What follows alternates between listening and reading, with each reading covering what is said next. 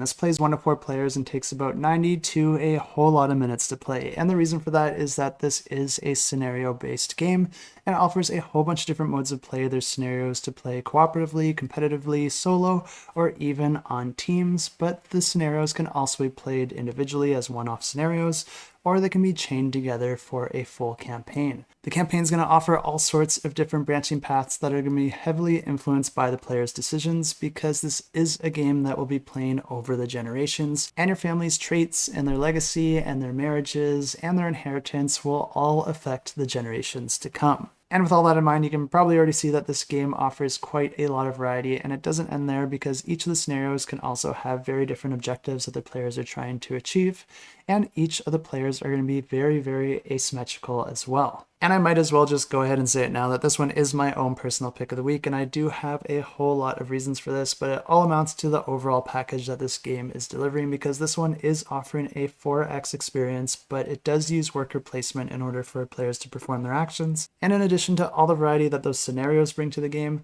players are also going to have upgradable workers. They're going to have a tech tree that they'll be able to advance that's specific to their family. All the components and artwork also look fantastic, and they will be offering miniatures in this campaign. And I really love the way that the worker placement works in this game, because each player is going to have access to 4 different workers, but each of those workers is going to be associated with one of the 4 different worker placement boards. But there are a couple of really interesting layers on top of this, because each of those worker placement boards are also going to be associated with a specific phase. And even though each of your workers are going to be associated with each one of those boards or phases, you can actually use a worker in its location or any of the locations to the left of that worker on your own personal board. This means that your leftmost worker would only have access to the one board associated with that worker, but then all the other workers could also use that board as well, because every worker can use their own action location, as well as any of those to the left of them. This of course means that your rightmost worker is your most powerful one, because it has access to every single board.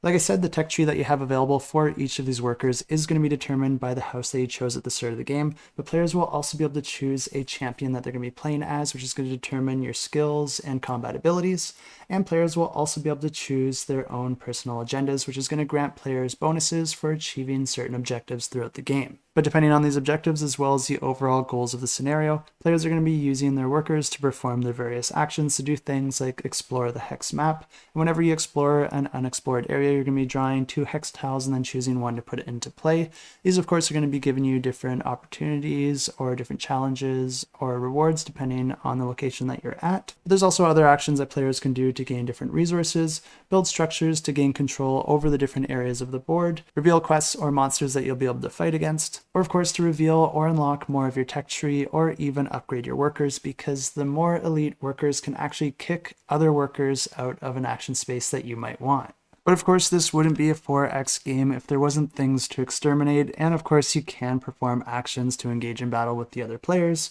or with monsters that either attack you or that you initiate combat with. Combat in this game is resolved using a combination of dice rolling and activating your champion's special abilities, but of course you will be able to spend various resources and items that you might have acquired in order to dish out heavier attacks or defend against your opponent. When you're up against a monster and it's the monster's turn to attack, you're just going to be rolling a die and resolving the outcome, with each of the monster's varying attacks being associated with one of the values. I really love what I'm seeing with this one, and I think it's going to offer quite a lot of punch without being too overwhelming or too difficult to get to the table. And if this one looks interesting to you as well, you can find a link to the campaign in the description below, and of course you can click to get notified.